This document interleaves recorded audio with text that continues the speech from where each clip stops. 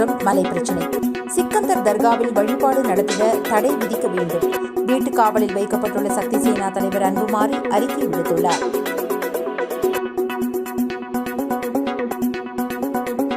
திருப்பரங்குன்றம் மலை பிரச்சினை காரணமாக வீட்டுக் காவலில் வைக்கப்பட்டுள்ள சக்தி சேனா இந்து மக்கள் இயக்க நிறுவன தலைவர் அன்புமாரி அறிக்கை வெளியிட்டுள்ளார். அதில் அவர் கூறியிருப்பதாவது: கடந்த ஒரு மாத காலமாக பேச்சு பொருளாகி வரும் திருப்பரங்குன்றம் முருகன் மலையில் ஆடு கோழி வெட்டி உண்ண அனுமதி கேட்கும் பிரச்சினையில் ஈடுபட்ட இஸ்லாமிய அமைப்புகளின் அட்டூழியத்தால் திருப்பரங்குன்றம் பதற்றமான பகுதியாக மாறியுள்ளது.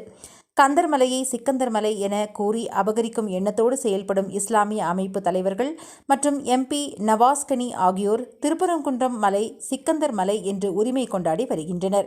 இதனை எதிர்த்து February 4 இன்று திருப்பரங்குன்றத்தில் ஜனநாயக ரீதியாக நடைபெறும் முருக பக்தர்கள் திரள் ஆர்ப்பாட்டத்தில் கலந்து கொள்ள முடியாத நிலைக்கு காவல்துறை இந்து தலைவர்களை வீட்டு காவலில் வைத்துள்ளது வன்மையாக கண்டிக்கத்தக்கது.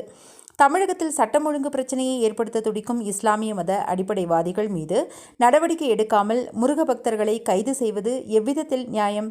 எனவே சர்ச்சையை ஏற்படுத்துவதற்கு மூலமாக விளங்கும் சிக்கந்தர் தர்காவில் தொழுகை நடத்த தடை விதித்து அதோடு சிக்கந்தர் தர்காவை அரசே ஏற்று நடத்திட வேண்டும் என சக்தி சேனா சார்பாக தமிழக அரசிற்கு கோரிக்கை வைக்கின்றோம். இவ்வாறு அவர் அறிக்கையில் தெரிவித்துள்ளார்.